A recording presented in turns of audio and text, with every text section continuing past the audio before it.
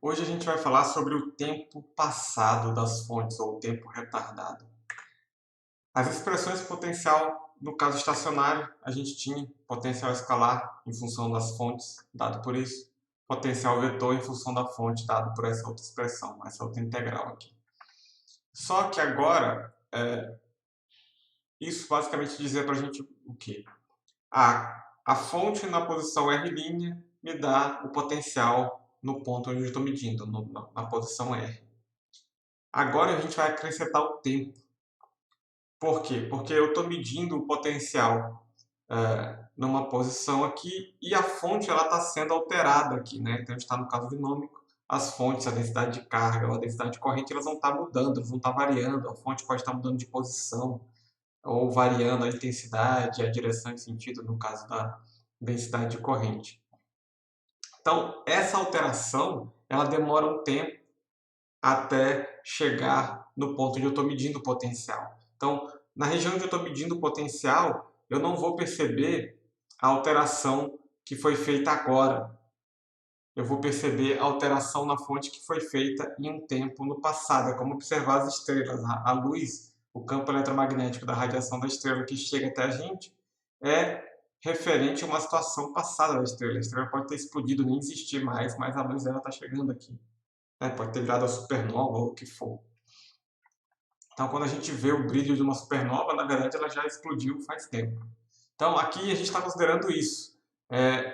O tempo T' é o tempo a posição R' são referentes à fonte. Então, o tempo T e a posição R é onde eu estou medindo o potencial de fato.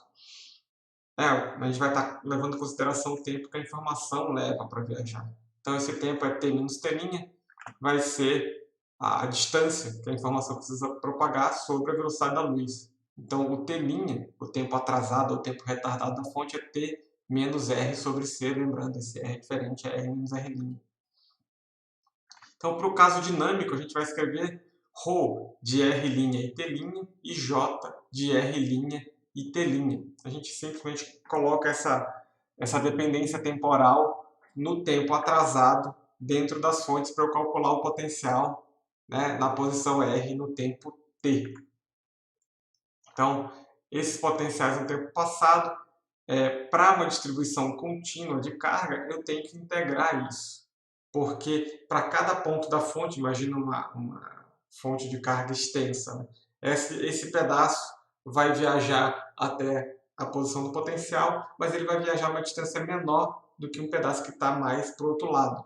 Então, esse tempo, esse atraso, né, tem uma dependência no vetor R ali, o R' vai mudar, então o tempo T' vai mudar também. Então, eu preciso, quando integrar uma distribuição contínua de carga, levar isso em consideração.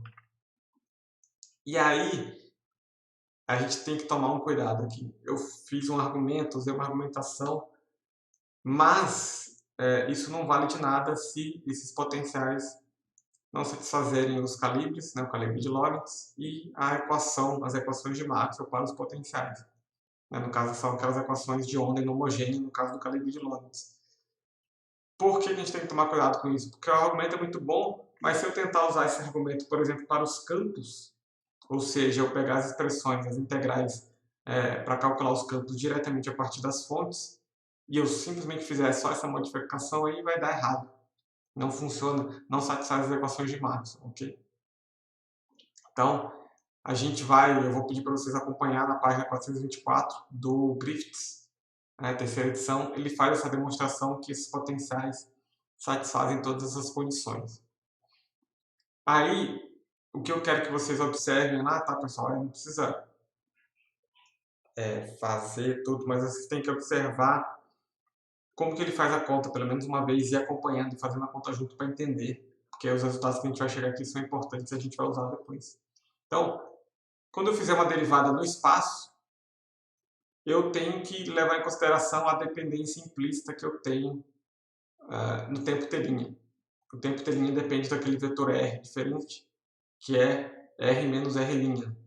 Então, quando eu fizer uma derivada no espaço, eu tenho que usar uma regra da cadeia para derivar aquela expressão do tempo. Então, eu tenho derivada espacial no denominador, R, e derivada e a dependência espacial no tempo retardado. E aí, calculados esses potenciais, né, então demonstrei que aqueles potenciais modificados satisfazem todas as condições, então eu posso usar aquelas expressões que a gente já viu na aula passada para calcular os campos. Né? B rotacional de A, campo elétrico é dado por essa expressão. E aí, de novo, né, eu tenho derivada, eu tenho um rotacional e eu tenho um gradiente. Né, o rotacional de A e o gradiente de V, do potencial escalar. De novo, quando eu fizer essas derivadas, eu tenho que fazer a regra da cadeia no tempo T', porque o tempo T' depende do espaço também. Então, tem que tomar cuidado com isso. Página 427 e 428 do livro. A conta é longa, mas não tem nada muito mirabolante. Ele vai usar algumas regrinhas ali, que ele mesmo dá na tabela no começo do livro. Acompanhem isso daí, façam essas contas junto com o livro, tá certo? Para a gente obter as expressões por campo. A conta, de novo, não é tão complicada, mas é longa, é trabalhosa, tem que tomar cuidado. Então, feito isso, eu fiz aquela modificação dos potenciais, mostrei que eles são válidos, eu calculei os campos. Essas são as equações de Diffie-Hellman para o campo elétrico e para o campo magnético. Então, isso aqui é tipo como se fosse uma generalização das leis de Coulomb e das leis de Biot-Savart para calcular os campos diretamente a partir das fontes. Então, veja, para eu calcular o campo elétrico, eu tenho que saber não só a densidade de carga, mas eu tenho que saber a densidade de corrente também. Na verdade, aqui entra a derivada temporal da densidade de corrente, além da derivada temporal da densidade de carga. E para calcular o campo magnético, entra o J e o J ponto aqui nessa integral. Certo? Então, essas expressões para o campo, essas são as expressões para o campo, levando em consideração a eletrodinâmica, ou seja, levando em consideração que as fontes de campo elas têm algum tipo de variação temporal. Okay? Então, por hoje é só. Na próxima aula a gente vai calcular esses potenciais para o caso de uma carga pontual em movimento. E aí depois, na outra aula, a gente vai calcular os campos a partir desses potenciais. Então, vai ser basicamente uma aplicação dessas equações que a gente viu hoje. Okay? Então, bons estudos. Até a próxima aula. Não esqueça de conferir o Moodle para contabilizar a presença.